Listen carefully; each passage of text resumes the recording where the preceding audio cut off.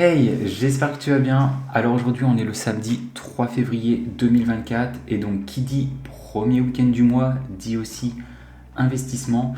J'avais publié en début janvier en fait une vidéo pour t'indiquer que j'allais créer un nouveau portefeuille en y investissant 250 euros tous les mois. Donc le but de ce portefeuille, en fait, c'est d'être transparent avec toi et de te montrer que oui, il est possible en fait de battre le marché en sélectionnant minutieusement ses propres actions. Donc voilà, donc là c'est le début de ce challenge.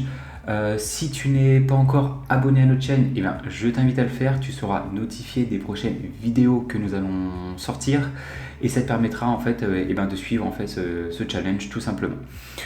Donc le premier actif que nous allons acheter ce mois-ci, ça va être du Bitcoin. Non, je rigole, je touche pas cette merde. Ça va être la société InMode. Donc, pour ceux qui ne la connaissent pas, InMode c'est quoi? Donc, c'est une société dans le domaine de la santé et donc qui fait principalement en fait des appareils pour la chirurgie esthétique. Et en fait, ils vendent des appareils plutôt révolutionnaires parce que généralement en fait, quand vous faites de la chirurgie esthétique, vous allez avoir pas mal de cicatrices, etc. Et en fait, avec les procédés qui sont mis en œuvre, vous réduisez énormément ce nombre de cicatrices et elles se voient quasiment pas. Donc, on est dans un marché qui est relativement porteur. Il y a de plus en plus de personnes qui ont recours à la chirurgie. Donc, on va analyser ensemble cette entreprise et je vais te montrer pourquoi en fait j'ai décidé de l'acheter. Donc dans un premier temps, donc InMode, qui s'échange actuellement à 24 $ par action. Donc c'est une entreprise encore relativement petite, une capitalisation boursière de 2 milliards de dollars. Ok, et donc ce qu'on va faire dans un premier temps, on va vouloir s'assurer que l'endettement de l'entreprise soit maîtrisé. Donc on va regarder à la fois au niveau de sa dette long terme, mais aussi de sa dette nette. Donc pour sa dette long terme, comment on va faire? On va prendre ici le free cash flow moyen au cours des 5 dernières années, qui est de 123. Je vais le mettre ici, 123. Et je vais le multiplier en fait par 5. Pourquoi par 5? Tout simplement, on souhaite que l'entreprise puisse rembourser sa dette long terme en 5 années de free cash flow maximum. Donc ça nous donne ici 615 millions. Donc ce qu'on souhaite, c'est que sa dette long terme soit inférieure à 615 millions. Je vais aller ici dans son bilan comptable. On va descendre au niveau de sa dette long terme. Et comme on peut le voir ici, la dette long terme de l'entreprise est de 7 millions. Comparé aux 615 millions, autant vous dire que l'entreprise a une dette long terme très faible. C'est comme si elle n'était pas endettée à ce niveau-là. Ok.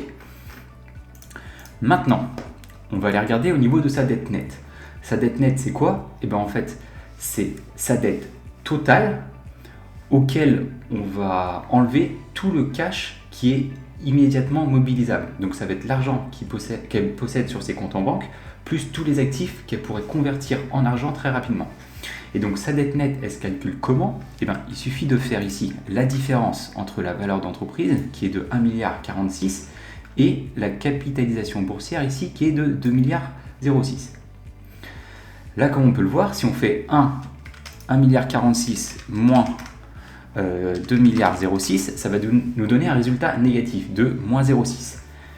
Ça veut dire qu'actuellement, en fait, l'entreprise InMode ne possède aucune dette.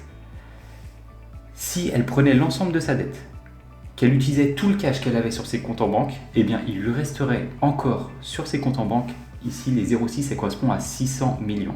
C'est-à-dire que l'entreprise InMode a 600 millions de cash qui dorment et qui attendent patiemment pour soit, les redistribuer à ses investisseurs ou réaliser, des acquisitions, réinvestir en elle-même, etc. Mais en tout cas, l'entreprise InMode ne possède aucune dette, ce qui est excellent. C'est une entreprise qui n'a aucune chance en fait de faire faillite. Ok, maintenant on va regarder les indicateurs de rentabilité. Ce qu'on veut, c'est s'assurer que les personnes qui sont à la tête de cette entreprise utilisent à bon escient l'argent qu'elles possèdent. Donc on va regarder 3 métriques. Le ROA, donc retour sur ses actifs, le ROE, retour sur ses capitaux propres, et le ROIC, le retour sur ses capitaux investis. Donc il prend en compte le ROIC à la fois quoi? À la fois les capitaux propres, mais aussi l'argent issu de la dette. Et donc on va vouloir que ces trois métriques soient d'au minimum 12%. Comme on peut le voir ici, un ROA de 17,4%, qui est nickel, un ROE de 130%, ce qui est excellent, et ici un ROIC aux alentours des entre 25 et 30%. Donc là, ça m'indique tout simplement que l'entreprise InMode utilise très très bien les capitaux qu'elle possède. Donc ça c'est excellent, honnêtement c'est excellent. Donc l'entreprise n'a pas de dette et sait très bien utiliser son argent. Ok. Elle ne verse pas de dividendes, ok. Moi personnellement c'est pas ce que je recherche. En plus pour une entreprise aussi petite, eh ben, ça m'arrange qu'elle n'en verse pas. C'est parfait. Elle a une marge brute, alors là c'est important, de quasiment 84%. Honnêtement ça c'est typiquement des marges que pourraient avoir des entreprises de la tech, comme par exemple, et ben je crois qu'elle a même plus de marge que Meta, pour vous dire. Ok, et des marges ici nettes aux alentours des 36-38%. Ok, donc pour l'instant, j'aime voir ce que je vois ici. Ok, maintenant on va regarder au niveau de sa croissance, c'est un indicateur de croissance, donc on va vouloir quoi? D'abord qu'il y ait une croissance du chiffre d'affaires au cours des 5 dernières années. En 2019, 138 millions, cette année quasiment 500 millions. Ok, c'est parfait. Donc, comme on peut le voir ici, une croissance constante. Au niveau maintenant, donc c'est bien que le chiffre d'affaires soit en croissance, mais on va vouloir aussi que son résultat net soit en croissance. Sinon, ça veut dire qu'il y a eu des coûts qui se sont ajoutés. Alors, en 2019, 41 millions de croissance du résultat net, cette année 180 millions. Ok, parfait.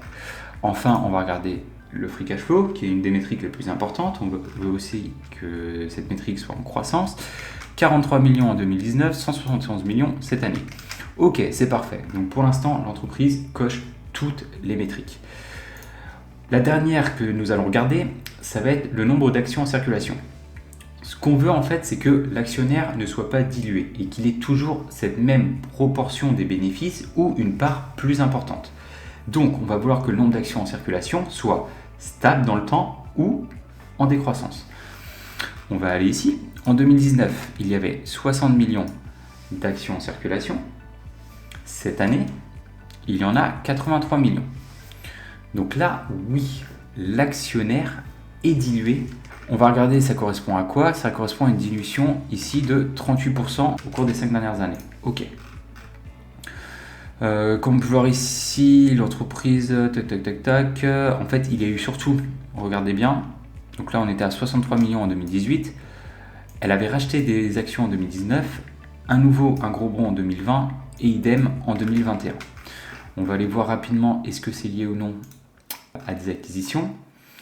En 2020 et 2021, voilà, 2 grosses acquisitions réalisées par l'entreprise InMode. Les gérants ont décidé, plutôt que de faire appel à de la dette, à émettre de nouvelles actions pour conserver en fait son bilan comptable et réaliser ses opérations. Ok, donc maintenant on va aller regarder rapidement ce que pensent les analystes. Donc quelles sont leurs prévisions? Donc comme on peut le voir ici, donc très petite entreprise, donc il n'y a pas beaucoup d'analystes. Ils s'attendent à quoi? Ils s'attendent à aller une croissance du bénéfice net par action aux alentours des 12-13%, ok, et une croissance ici de son chiffre d'affaires aux alentours des 13,5%. Ok, donc maintenant ce qu'on va faire, c'est on va utiliser un outil qui va nous permettre en fait de trouver un prix d'achat idéal pour pouvoir réaliser de très bons rendements qui battront un indice de référence. Donc on va aller ici. Donc dans un premier temps, on va réaliser quoi? Des estimations ici sur 10 ans. Ok, donc on va réaliser 3 types d'estimations, des estimations relativement basses, moyennes et hautes. Alors, au niveau de la croissance du chiffre d'affaires, donc comme on a pu le voir, les analystes ils estimaient à une croissance aux alentours des 13,5. Moi personnellement, je vais être un peu plus conservateur, je vais mettre ici du 6 minimum, du 9 et du 12. Ok. Au niveau des marges, comme on peut le voir là, que ce soit les marges nettes ou les marges sur le free cash flow, ils sont relativement, donc déjà conséquentes, oui, mais ils sont relativement stables. Là, aux alentours des, allez, on va dire, ils oscillent entre 34 et 38%. Donc je vais mettre ici 34 pour les plus basses, 36, 38. Pareil pour le free cash flow. Voilà. Maintenant, au niveau du PER et du PCF, on va pouvoir en fait, un indice de référence comme le S&P 500, c'est un PER moyen de 15. Et donc du coup, on va ajuster cette métrique en fonction de deux facteurs. Est-ce qu'il y a encore une forte croissance du chiffre d'affaires?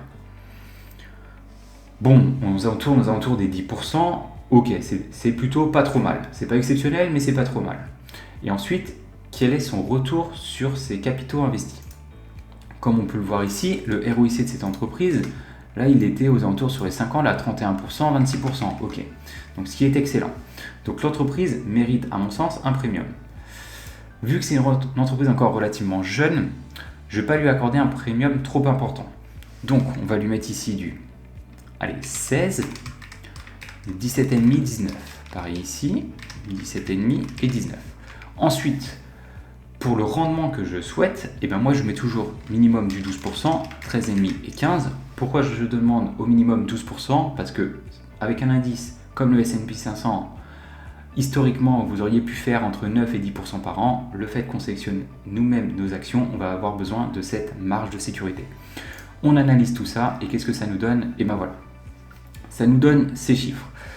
Alors, pour vous expliquer, si par exemple vous pensez que les estimations basses se réaliseront, donc c'est-à-dire celle-ci, donc une croissance du chiffre d'affaires annualisé pendant 10 ans de 6%, des marges nettes et marges sur free cash flow de 34%, un PER et PCF dans 10 ans de 16%, et que vous souhaitez réaliser un rendement de 12% par an, alors vous pourriez acheter l'entreprise jusqu'à ici 31,82 $.